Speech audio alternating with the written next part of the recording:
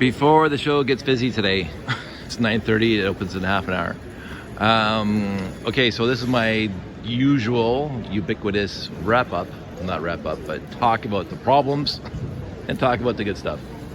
So overall, the layout hasn't needed a lot of babysitting this weekend. Even without sanctions, we've only had one derailment due to a kid thinking that this is a plaything, and that's fine. It's for 1 out of 3 days. I'm perfectly happy because I remember the old shows where I'd be fixing this 4 or 5 times an hour. So one kid, and it was very sweet. So, but yeah, there was one major derailment.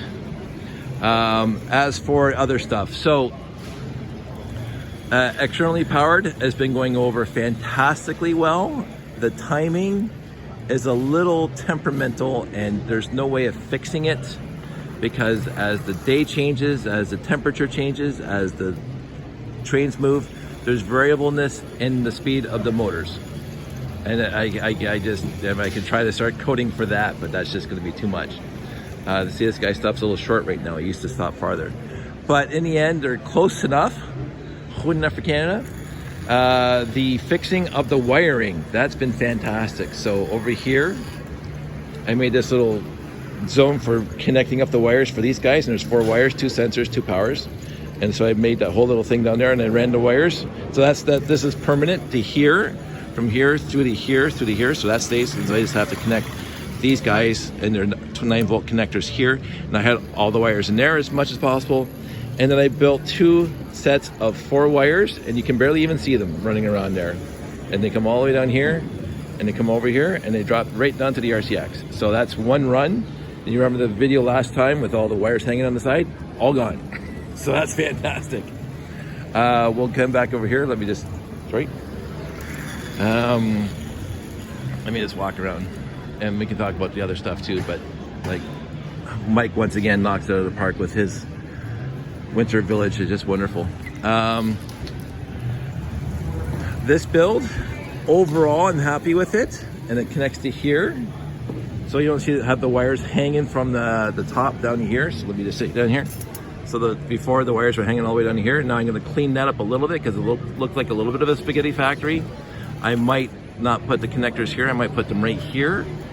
Oh, this will be one more step to go through here, but that's fine. And then they come here, all the way down here, and then they go back to the RCX. So that cleaned up a mess of wires that were here. So that's been working fine. Excuse me, but I still have that huge mess, which is hidden by the table this time. This huge mess of wire right here. So I have to figure that out because that's still too messy for me. The RCX has been working perfectly fine. Yellow RCX and blue RCX have been actually spectacularly awesome. Other than that, other pain points, not too many actually. It's come a long way, and as I said, I'm going to clean that mess up a little bit. The good thing is that it has been a huge conversation at this show. I'm going to say that the attendees of of Niagara Falls Comic Con have been absolutely fantastic and very, very appreciative of our efforts here. And a lot of them noticed that the trains were stopping at every station, and they were asking how, and some people even figured it out. There's been fantastic conversations about that and the programming and stuff. I lit up the whole thing this time, except I didn't bother putting the spotlights on because that would be a waste of my time. But you can see all the base plates are lit up everywhere. The front one didn't light up. I don't know why. I probably didn't connect it properly, and I can't get at it now, so I'm not going to worry about it. The tower is all lit up, which is always awesome to see. The wires that I made to get over to there, when I extended the 3-volt wires to get to there, I made them too long, and the ones that go into the base too short. So that's a bit of a deficiency. I have to now make these ones a little longer to get back into the base. C'est la vie. I thought I measured right, but whatever. Other than that, this has been a fantastic show. And the one thing I did do this time, because we're not behind sanctions, and Sandy was very, very concerned, and I got very concerned, is that the screen is usually out here.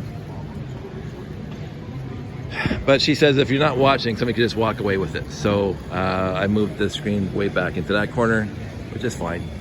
And I moved that guy on top there because he used to be over here too. Joseph's little micro layout of mine. So I put it on top of there for now. But in the end, I have zero complaints about this show. Niagara Falls Comic Con has been fantastic. The showrunners have been very appreciative of our efforts. They've stopped by numerous times to say what a great job we're doing. And the fans at the show have been really, really respectful and appreciative and inquisitive and so many things. This is getting easier to set up. Now, it did take me 4.5 hours because of the lighting. I should be able to get that down faster. I'm going to figure out a way of getting the connectors to the base plates better because that took way too long. And there were some issues with that, but it was not hardware issues. It was just like tables were moving around issues.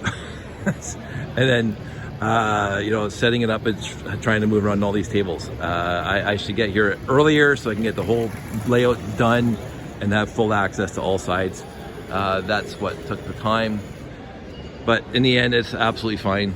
I was here well before, I think I was here 5 or 6 hours before the show started, and so I had all the time in the world to get it done. So I wasn't rushing either.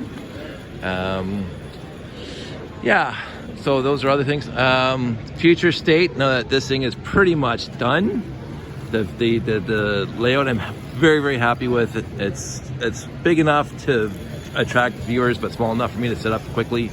As I'm going to start working a lot more details, quote unquote greebling, I don't know, we'll have to see. Because this thing just keeps on going together perfectly, and everything is like, it's pretty much rote and repetition. I do like the guys hanging here and there. I'm going to try to get more of that. I have a lot of these trans clear bars at home, and I'm going to start doing that. I still love this guy. Make sure he's going to be in every layout from here on in. That was one of those appreciation tokens that I got at Bricks in the Six, and it fits perfectly into the layout. There's other appreciation tokens from my first time at Bricks in the Six when there was appreciation tokens, and they're all distributed through here. I did put Jeff's appreciation token in the layout near his rocket platform, but I put it in a spot, but now where it's now covered up by this guy because I put this 2x2 tile right there, and now it's covered up. So I have to find a different. I forgot all about that, so I have to find a different place to put Jeff's appreciation token because Jeff's a good friend of mine, and he deserves to be in a place of prominence because that is his rocket right there. That is his little spaceship right there. My friend Jeffy built that stuff for us back in the day. So I think 8 minutes is a good way of wrapping this up. It's been a great show. I'm just going to step back here so you can see the whole thing. Yeah, I'm probably going to push those boxes in. I'm not liking that right now. So you guys all stay safe, take care, and I will talk to you soon.